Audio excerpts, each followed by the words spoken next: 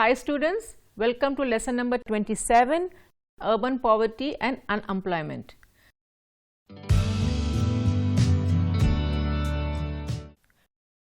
A brief introduction for the lesson.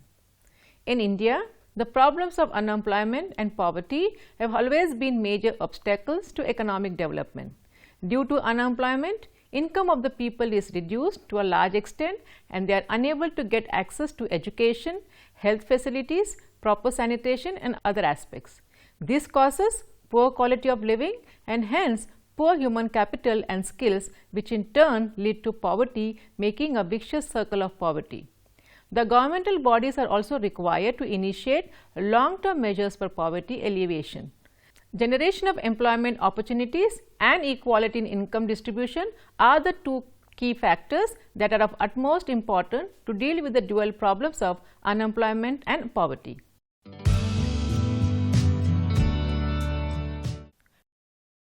The objectives for the lesson.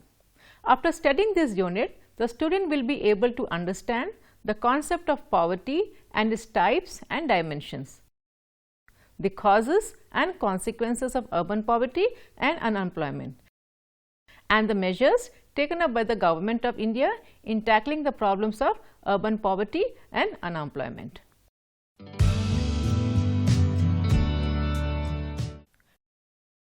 Now, what is poverty? Poverty is a state or condition in which a person or community lacks the financial resources and essentials for a minimum standard of living. Poverty means that the income level from employment is so low that basic human needs can't be met.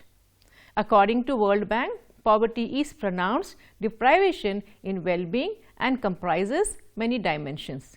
It includes low incomes and the inability to acquire the basic goods and services necessary for survival with dignity. Poverty also encompasses low levels of health and education, poor access to clean water and sanitation, inadequate physical security, lack of voice and insufficient capacity and opportunity to better one's life. In India, 21.9% of the population lives below the national poverty line in 2011. In 2018, almost 8% of the world's workers and their families lived on less than $190 per person per day.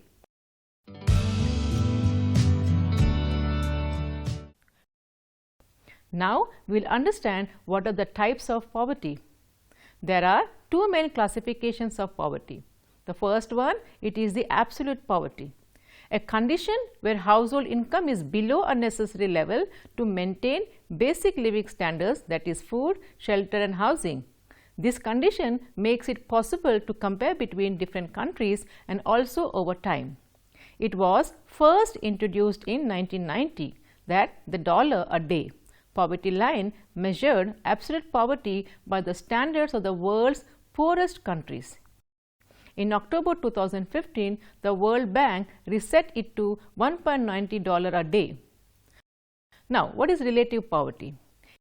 It is defined from the social perspective, that is living standards compared to the economic standards of population live in surroundings. Hence, it is a measure of income inequality. Usually, relative poverty is measured as the percentage of the population with income less than some fixed proportion of median income.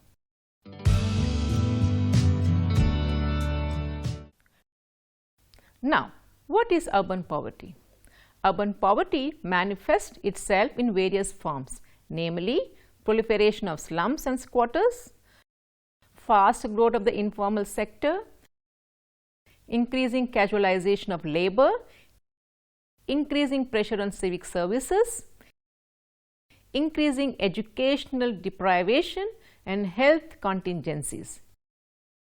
It was observed by the working group on urban poverty appointed by National Commission on Urbanization that the most pressing of the urban challenges is that posed by urban poverty.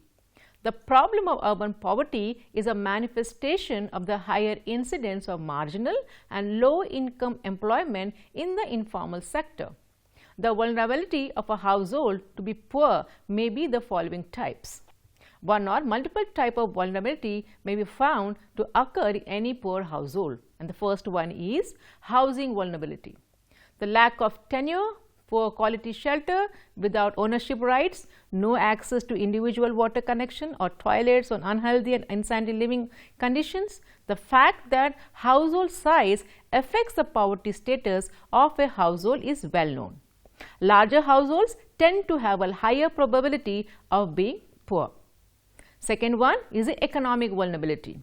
Irregular casual employment, low paid work, lack of access to credit on reasonable terms, lack of access to formal safety net programs, low ownership of productive assets, poor net worth, legal constraints to self-employment. And the third one is the social vulnerability, where it includes low education, lack of skills, low social capital, caste status, inadequate access to food security programs, lack of access to health services, exclusion from local institutions.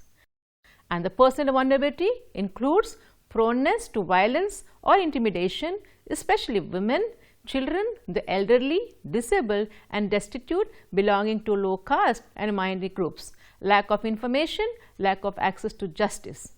So here, most of the vulnerable households live in slums or squat on public land, and their fear of eviction is a constant source of insecurity.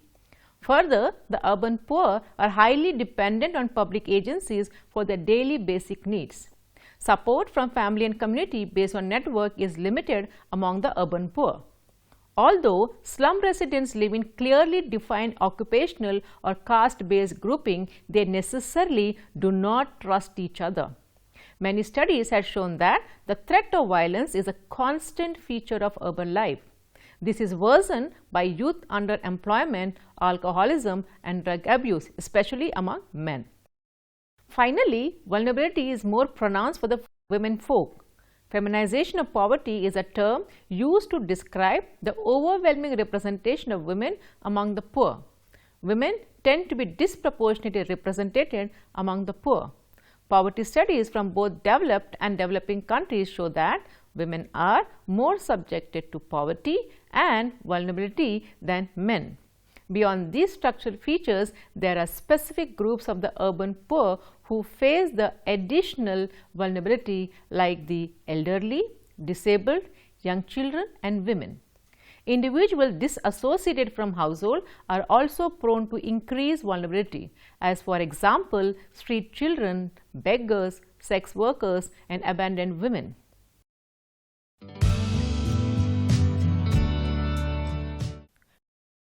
Now we'll understand what are the various causes of urban poverty, and some of the important causes of urban poverty are as follows. The first one, urbanization and growth of slums. Migrants from rural areas are one factor that is often noted as fueling urban poverty. The use of contractual migrant workers for construction and various informal sector activities in urban cities and towns where there is a demand for such labor display the condition in which these workers live and work. Second cause is the inequalities. Economic, social and locational basic amenities and lack of access to these forms one significant dimension of urban poverty. There is no doubt that urban area on an average are better off in terms of most basic amenities when compared to rural counterparts. For example, considering water supply in urban areas, especially for the poorer households, the issue is not as much of location of source as it is of access to and supply adequacy issues.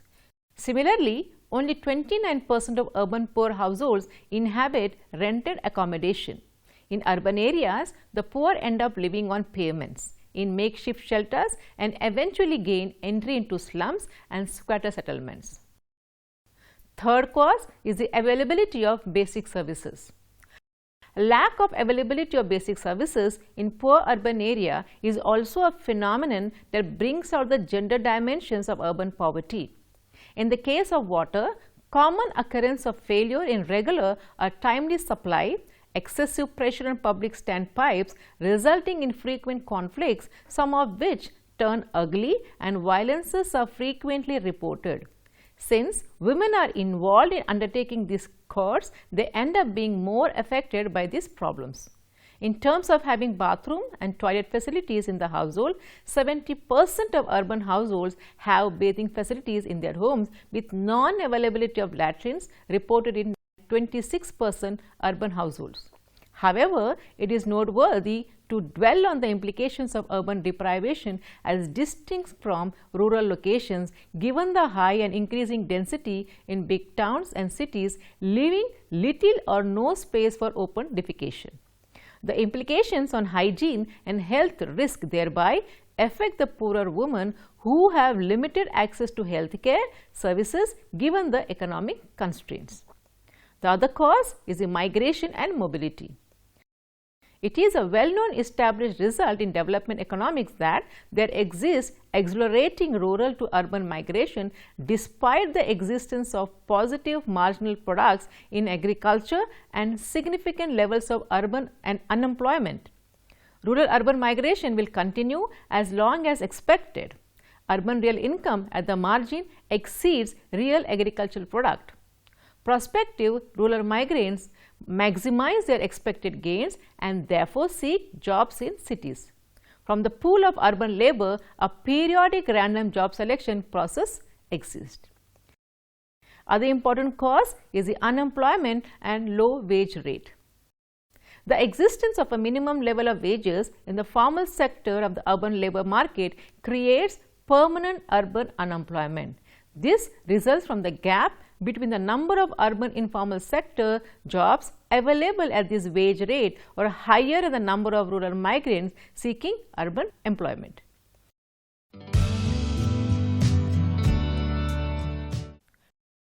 Now, let us try to understand what is unemployment.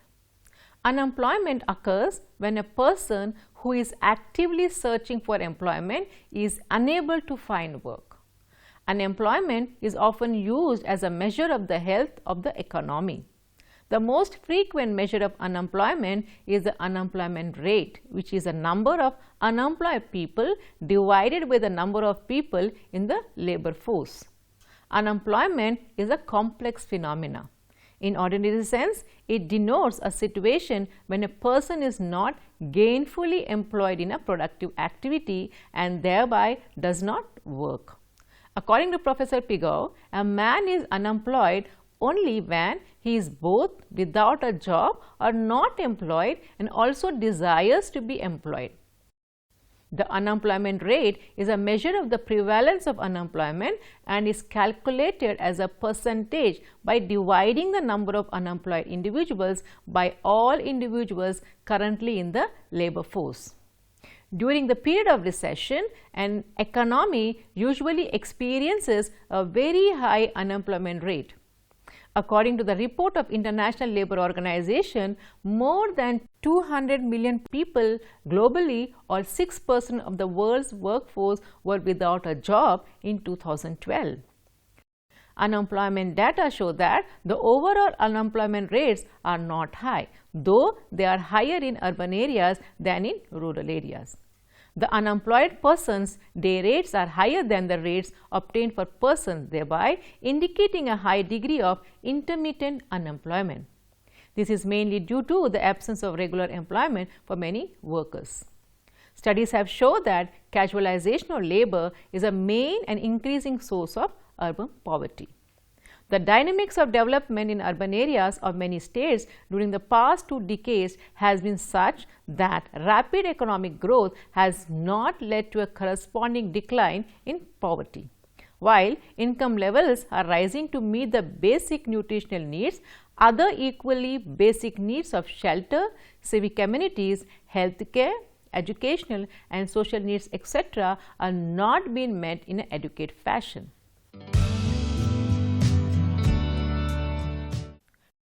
Now, what are the types of unemployment?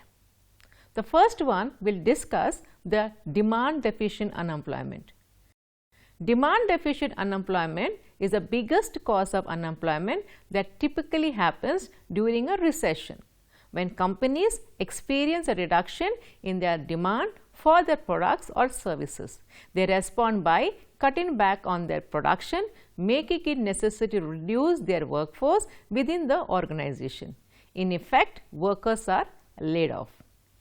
Second one is a frictional unemployment. Frictional unemployment refers to those workers who are in between jobs. An example is a worker who recently quits or was fired and is looking for a job in an economy that is not experiencing a recession. It is not an unhealthy thing because it is usually caused by workers trying to find a job that is more suitable to their skills. The third one, the structural unemployment. Structural unemployment happens when the skills set of a worker does not match the skills demanded by the jobs available, or alternatively when workers are available but are unable to reach the geographical location of the jobs. An example is a teaching job that requires relocation to China, but the worker cannot secure a work visa due to certain visa restrictions. It can also happen when there is a technological change in the organization, such as workflow automation, that displaces the need for human labor. The other major type, voluntary unemployment. Voluntary unemployment happens when a worker decides to leave a job because it is no longer financially compelling. An example is a worker whose take-home pay is less than his or her cost of living. The other major type is involuntary unemployment. In this type of situation, the person who is unemployed has no say in the matter. It means that a person is separated from remunerative work and devoid of wages, although he is capable of earning his wages and is also anxious to earn them. The other major type is a cyclical unemployment. This is a result of the trade cycle, which is a part of the capitalist system.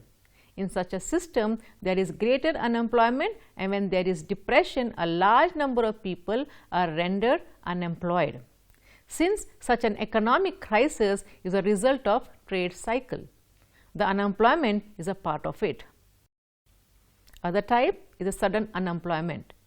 When at the place where workers have been employed, there is some change, a large number of persons are unemployed. It all happens in the industries, trades and businesses where people are employed for a job, and suddenly when the job has ended, they are asked to go. Next one is the unemployment caused by failure of industry. In many cases, a business, a factory or an industry has to close down. There may be various factors responsible. There may be disputes among the partners, the business may give huge loss, or the business may not turn out to be useful, and so on.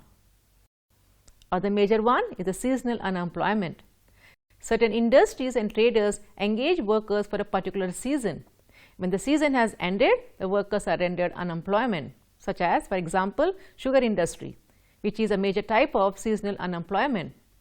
The problem of unemployment in underdeveloped economies is different from that in developed economies. In developed economies, generally, unemployment takes the form of cyclical unemployment or frictional unemployment.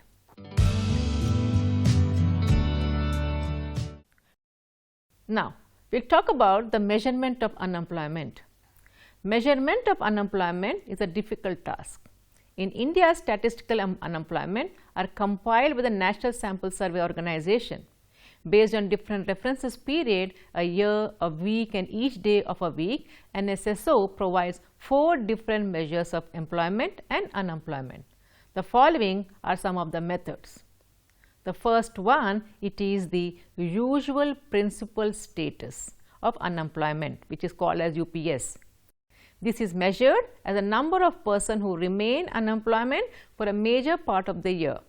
The persons covered by the survey may be classified into those working and are available for work in the principal activity, and those working or are available for work in a subsidiary activity, that is, a sector other than the principal activity. Hence, within the usual status concept, the estimates are now derived on the usual principal status as well as the usual principal and subsidiary status basis.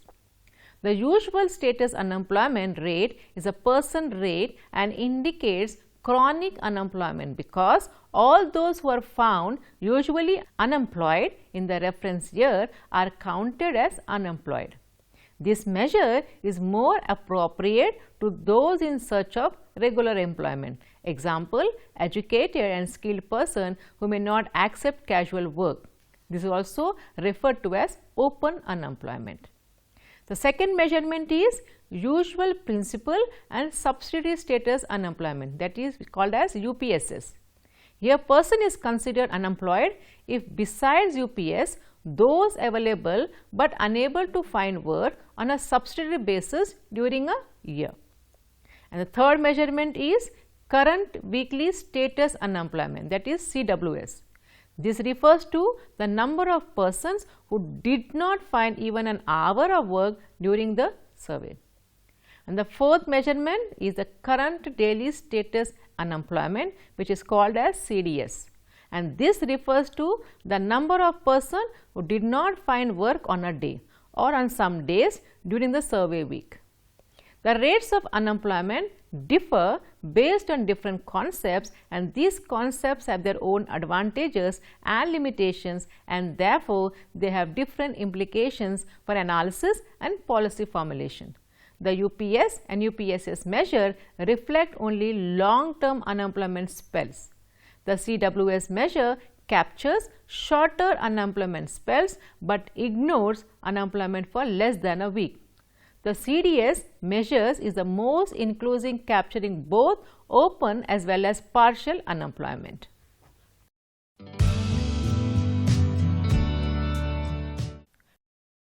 Now that we have understood the meaning and types and measurement of unemployment, we will now look at the causes of unemployment.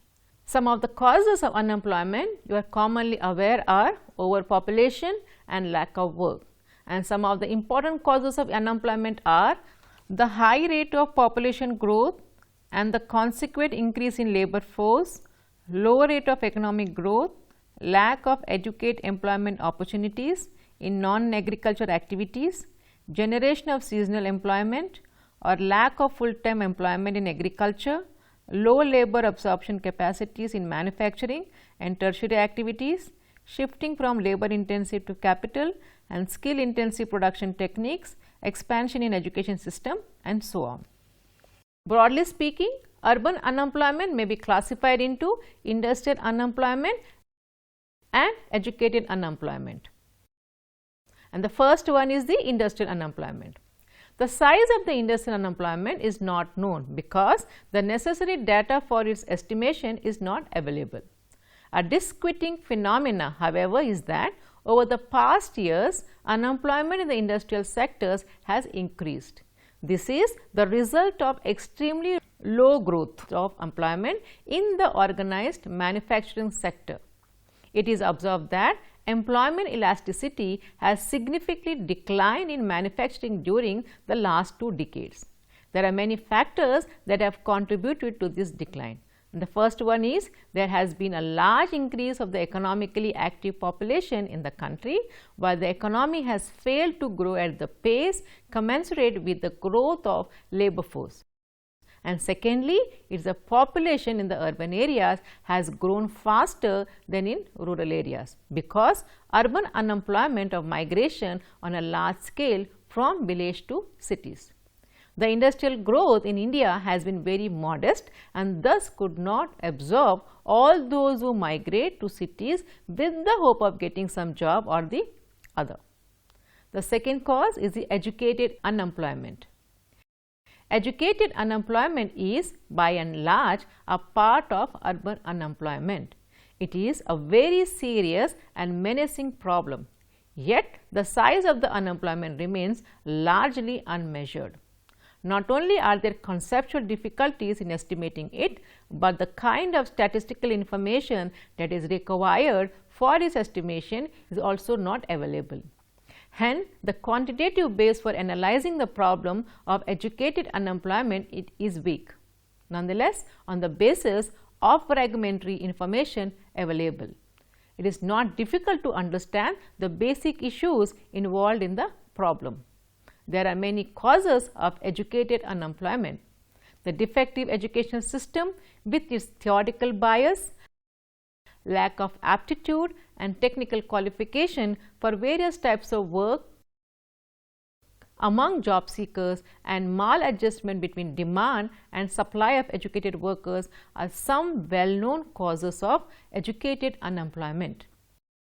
Our education does not prepare the minds of young generation to become self-employed. On the contrary, it makes them dependent on government vacancies which are hard to come.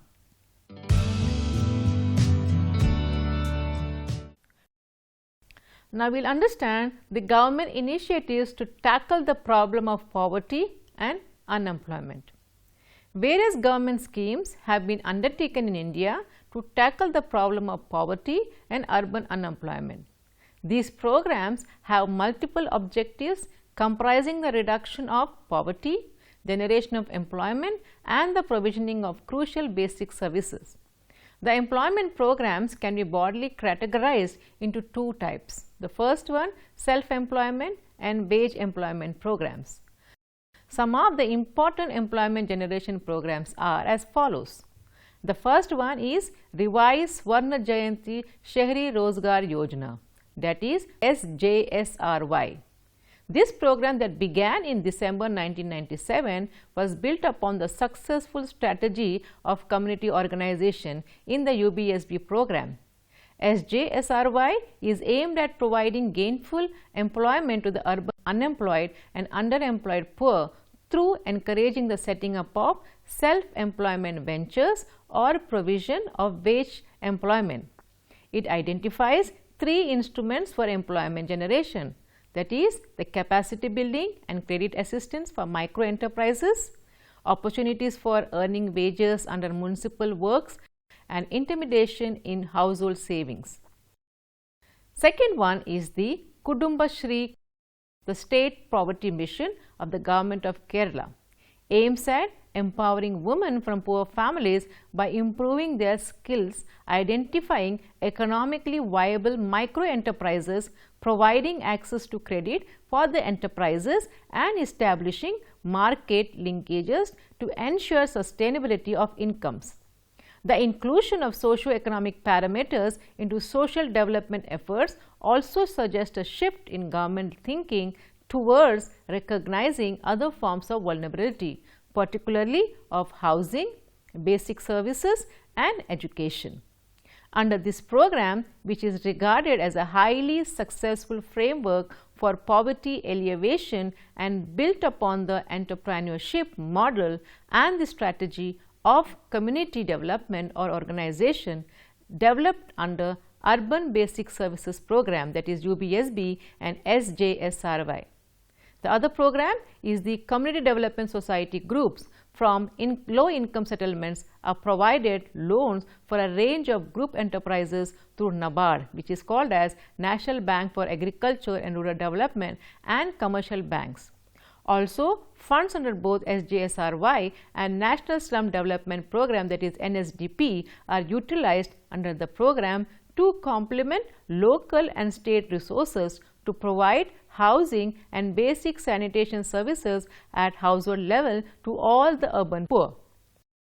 Housing and other services are provided using various loan options, both with and without subsidy and with flexible payment plans.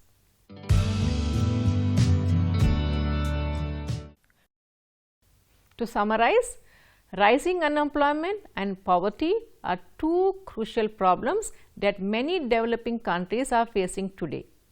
The problem of unemployment has serious socio-economic implications, while at the individual level, unemployment leads to malnutrition, illness, mental stress, depression, and deterioration of human values, and at the level of the economy, it implies underutilization of existing human capital, further forcing the humans to face extreme poverty.